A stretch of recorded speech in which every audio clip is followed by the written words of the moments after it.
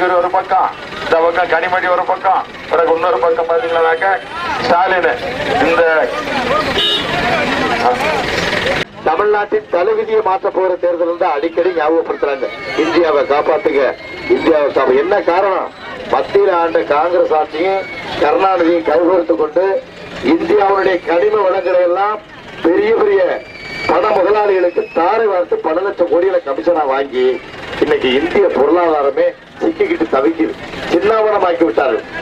கருணாநிதி சும்மா இல்ல, 1,76,000 கோடி ஊழல் செஞ்சு அவர் வீல் சேர போட்டுக்கிட்டு உட்கார்ந்துட்டார் ஜம்முன்னு. அப்படி இருந்து மகன் ஆசை மகள் கனிமொழிக்காக ராசாவுடைய துணையோடு அப்பாப்பா ராசாவுக்கு நீலகிரியில மறுபடியும் சீட்டு கொடுக்க, நாங்க 2 பேரும் அங்க போய் வேலை செய்யணும், அங்க தேர்தல் வேலை செஞ்சுக்கிட்டு இருக்கிறாங்க. எவ்வளவு மோசமானது பாருங்க. புரட்சி தலைவி அம்மா அவர்கள் படாத பாடுபட்டு திமுக ஆட்சியிலிருந்து நமக்கு சுதந்திரம் வாங்கி கொடுத்து ஆட்சி பொறுப்பு ஏற்றதிலிருந்து எத்தனையோ திட்டங்களை போட்டிருக்கிறாங்க. உங்களுக்கு எல்லாம் நல்லா தெரியும், சொல்ல வேண்டிய அவசியமே இல்லை. 20